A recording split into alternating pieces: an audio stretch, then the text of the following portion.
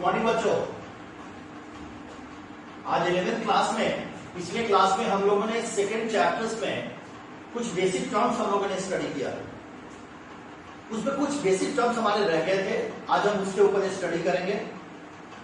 बहुत important terms हैं, देखिएगा, बहुत छोटे छोटे टर्म्स हैं जिसके मीनिंग को सिर्फ आपको समझना है।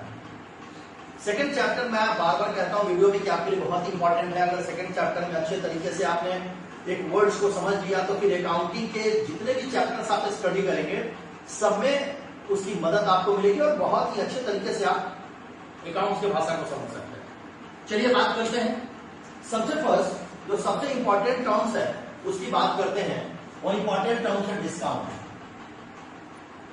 डिस्काउंट का मतलब क्या है?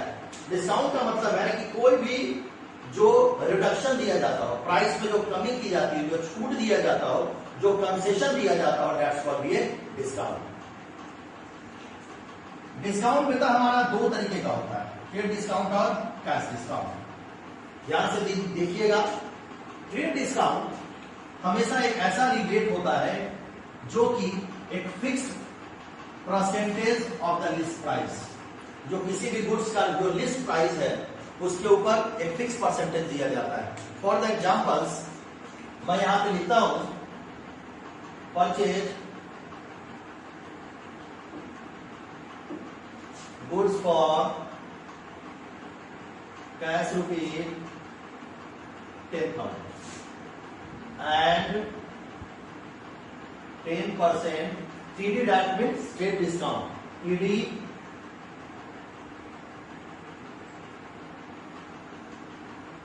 अलाउ। अब यहां पे हम लोग को ट्रेड डिस्काउंट बेटा अलाउ करना है। हम लोग करते क्या है, इसकी एंट्री पास करते हैं। एंट्री क्या होगी उससे आपको अभी बहुत ज्यादा लेना देना नहीं है, जब जर्नल एंट्री सीखेंगे तब देखेंगे।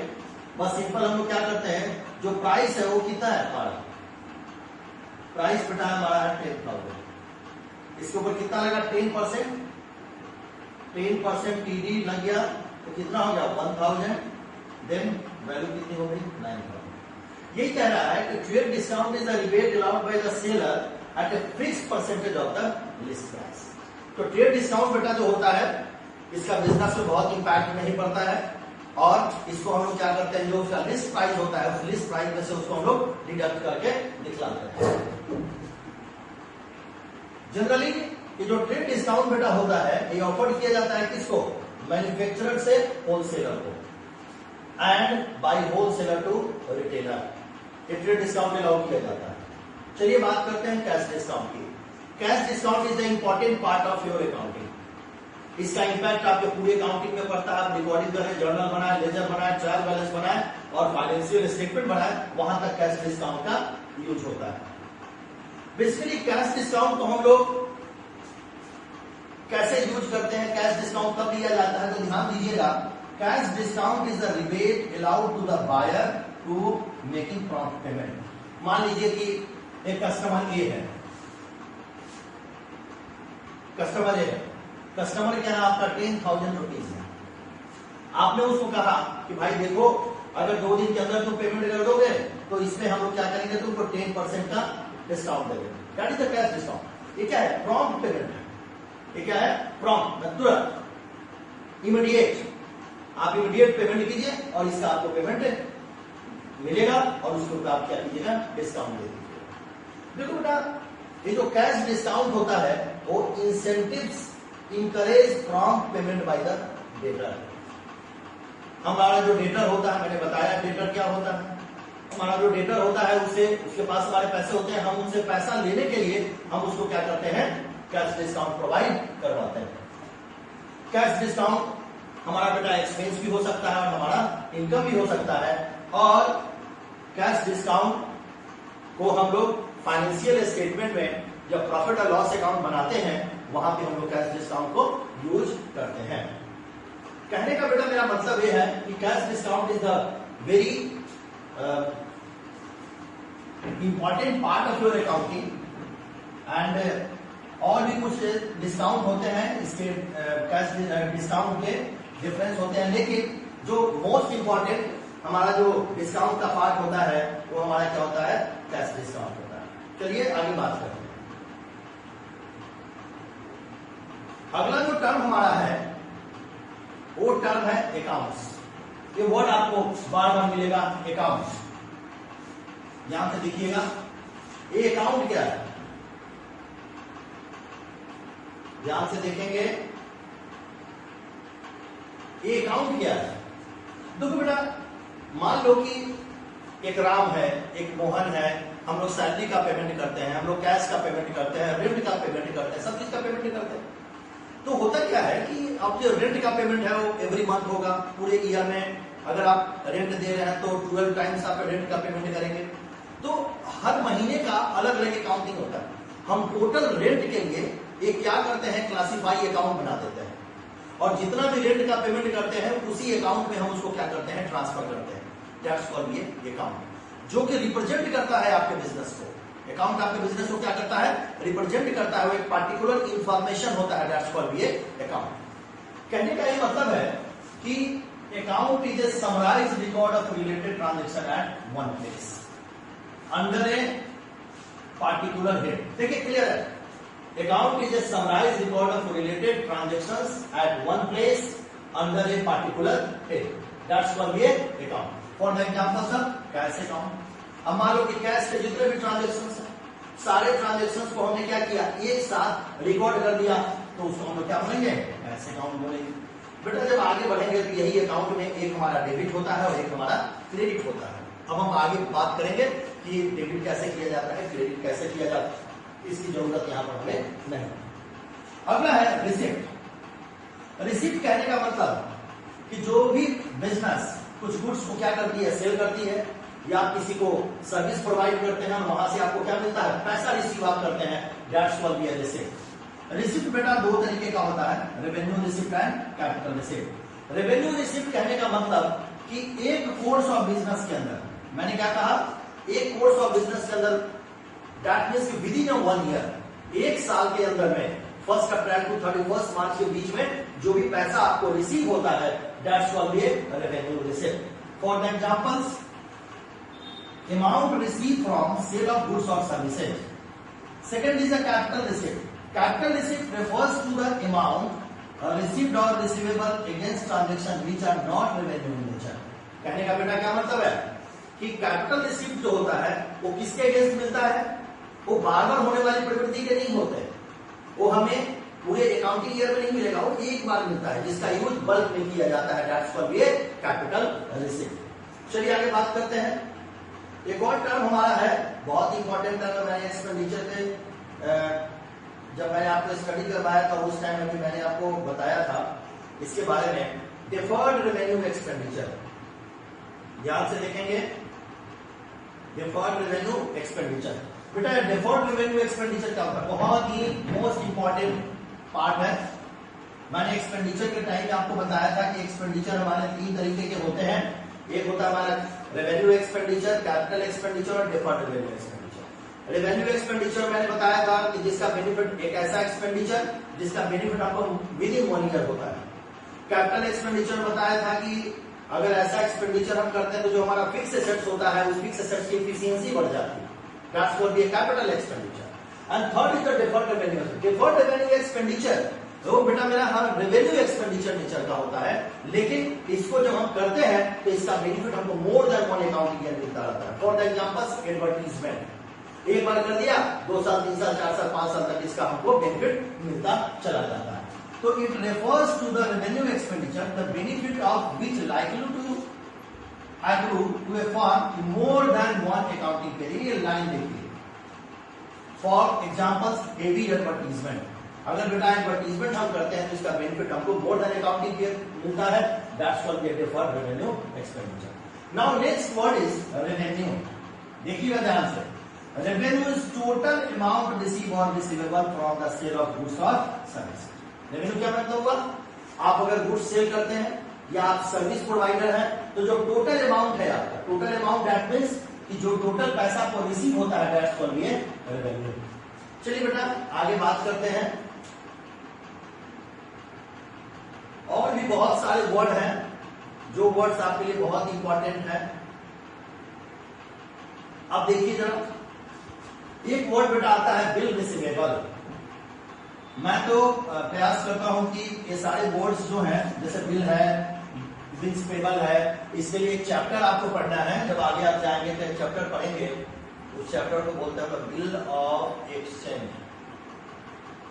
यही क्या आप स्टडी करेंगे, लेकिन थोड़ा सा जान लीजिए बिल रिसीवेबल क्या होता है। देखिए, bill exchange drawn by the seller or on the buyer, in which the seller direct to buyer to pay the specified amount at a future date. That's all. एक पेपर है, एक paper है।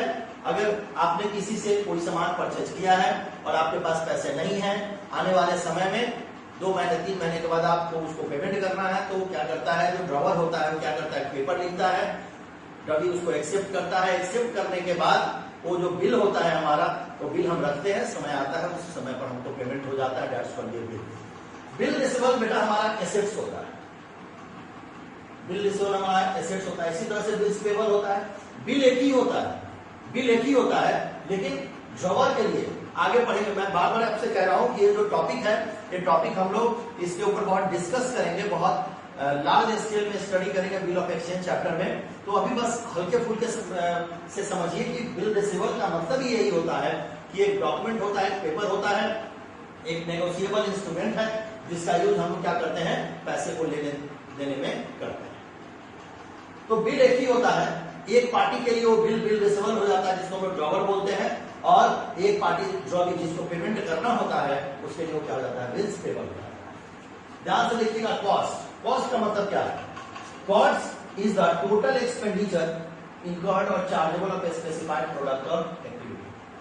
कोई product बेटा अगर है, उस product को मार्केट में हमको सेल करना है, तो सेल करना है तो सेल प्राइस से पहले कौन सा प्राइस आइडेंटिफाई किया जाता है, उसका कॉस्ट प्राइस आइडेंटिफाई किया जाता है। दैट मींस वही कहता है कि cost is a total expenditure.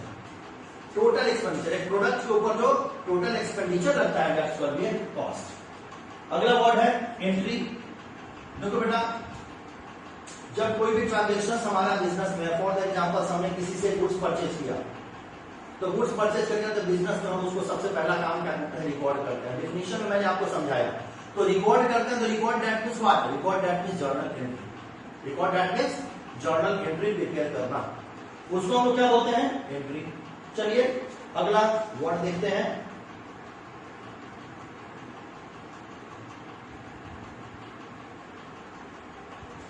सबसे इंपॉर्टेंट वर्ड। एक कॉमर्स पढ़ने वाले बच्चों के लिए सबसे इंपॉर्टेंट होता है डेबिट और क्रेडिट।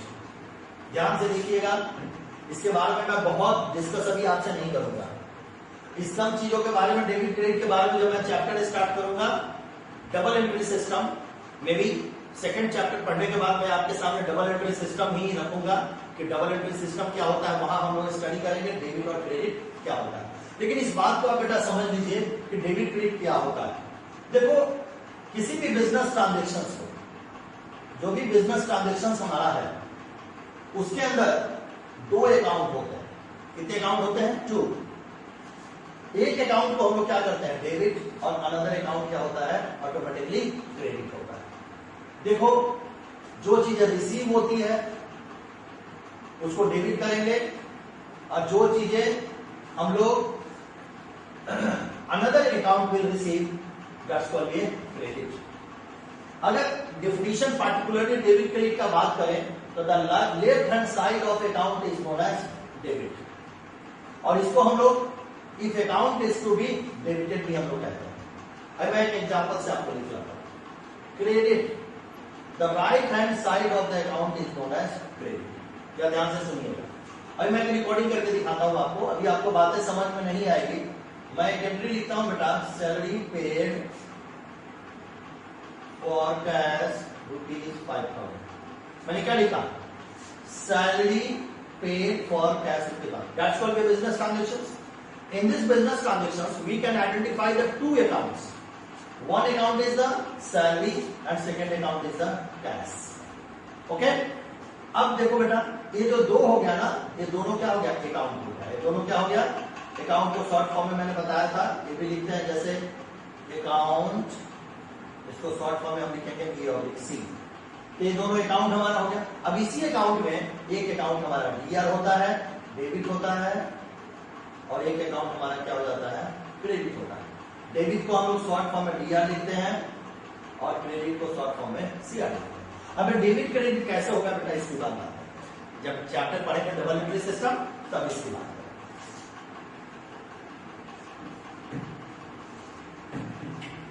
चलिए आगे बात करते हैं। अगला जो टॉपिक हमारा है वो है प्रोप्राइटर। ध्यान से सुनिएगा, प्रोप्राइटर क्या होता है? प्रोप्राइटर एक व्यक्ति होता है, एक पर्सन होता है जो बिजनेस में क्या करता है, पैसा इन्वेस्ट करता है। दैट्स कॉल्ड ये प्रोप्राइटर। मालिक, इसको ओनर भी कह सकते हैं, जो बिजनेस को मैनेज करता है। बैड डेट, बैड डेट हमारा क्या होता है? बिजनेस में कुछ पैसे ऐसे होते हैं जो जिसकी रिकवरी बेटा नहीं होती। हमने क्रेडिट पे गुड्स को सेल किया, बाद में वो पैसे हमारे को नहीं मिले, तो जब वो पैसे हमें नहीं मिलेगा तब वो पैसा क्या हो जाता है, हमारा बैड डेट हो जाता है, जिसको हिंदी में डूबा हुआ पैसा भी बोलते हैं, जो पैसा हम लोग को रिकवर नहीं मिलता। अगला वर्ड है इंस्टॉलमेंट। सारे वर्ड बहुत ही इंपॉर्टेंट है बेटा, बहुत इंपॉर्टेंट। एक तरीके की ये जो सेकंड चैप्टर और डिक्शनरी है, तो क्या बेसिक कॉन्सेप्ट को क्लियर करती है। Installment is a person enterprise which is not a position to pay its debts. इसको हम थोड़ा सा आसान तरीके से आपको समझाते हैं। इंस्टॉलमेंट का मतलब होता है कि बिजनेस में क्या होता है, एसेट्स होता है। बिजनेस में दूसरा चीज क्या होगा, लायबिलिटी होगा।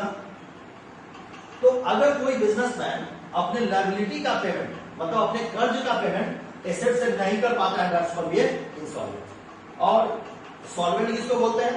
जिसके पास सफिशिएंट अमाउंट होता है एसेट्स का, जिससे वो लायबिलिटी का पेमेंट प्रॉपर तरीके से करने के बाद भी उसके पास एसेट्स बच जाता है, that's called solvent. Book value क्या बोलते हैं? बुक वैल्यू का मतलब जो आइटम्स है जिसका एक अपना प्राइस होता है, दैट्स कॉल्ड बुक वैल्यू। आगे बात करते हैं। अगला जो टर्म है हमारे पास है इनवॉइस। इनवॉइस का क्या मतलब होता है? ध्यान से देखेंगे।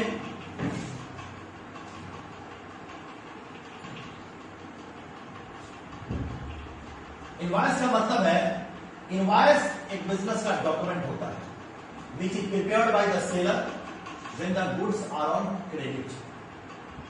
It consists of details of the party to whom goods are sold, full description of goods with quantity and price. देखो बेटा, जब आप कोई भी प्रोडक्ट खरीदने जाते हैं तो खरीदने जाते हैं तो उसमें क्या होता है, पेपर होता है, पेपर हुआ। अब पेपर के ऊपर क्या होता है, एक डॉक्यूमेंट होता है। मान लो आपने कंप्यूटर खरीदा, तो यहाँ पे तो कस्टमर का नाम होगा। अब आपने कंप्यूटर खरीदा था, 10 कंप्यूटर आपने लिया। अब 10 कंप्यूटर का प्राइस कितना है? मान लो एक कंप्यूटर का price 20,000।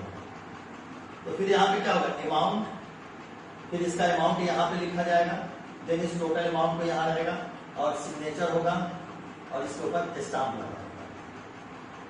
That's called invoice. Okay, ये फुल डॉक्यूमेंट होता है बिजनेस की कि आपको गुड्स को सेल किया गया। Now last is the entry. Entry के बारे में हम लोग बात करेंगे। बिजनेस में जितने भी ट्रांजेक्शन होते हैं बेटा, उसकी हम लोग रिकॉर्डिंग करते हैं। फॉर द एग्जांपल्स, अगर कोई सामान खरीदते हैं तो purchase account debit to cash, किसी पार्टी से क्रेडिट पे लेते हैं purchase account debit to Ram, salary payment करते हैं salary account debit to cash, अगर पैसा डूबता है तो bad debt account debit to cash. ऐसे करके हम लोग एंट्री करते हैं। Bad debt account debit to debtors, ऐसे करके हम लोग एंट्री करते हैं। तो उस एंट्री को जब हम लोग क्या करते हैं, रिकॉर्डिंग में जर्नल एंट्री में प्रॉपर्ली देते हैं, दैट्स कॉल्ड एंट्री। आज आपका 11th क्लास का सेकेंड चैप्टर हमने बेटा फिनिश कर दिया है। एक एक टर्म्स को हमने आपको क्लासिफाई कर दिया है। सारे टर्म्स को आप देखें, समझें, ठीक है। और जो भी डाउट्स होता है आप उस डाउट को क्लियर कर सकते हैं और किसी तरह की परेशानी नहीं है। अब सेकंड चैप्टर से रिलेटेड नेक्स्ट क्लास जो आपका होगा, उस क्लास में मैं सेकंड चैप्टर से रिलेटेड काफी सारे क्वेश्चंस आपको दूंगा और उस क्वेश्चंस को आपको करने होंगे। सारी चीजों को फेयर के कॉपी में नोट डाउन करते चलिए, बहुत अच्छे तरीके से बनाते चलिए। इस लॉकडाउन के पीरियड में आपको ये सारी चीजें करनी पड़ेगी अगर आपको एजुकेशन को अपने को संभाल करके रखना है तो। चलिए आज के लिए बहुत बहुत धन्यवाद। Good day, thank you.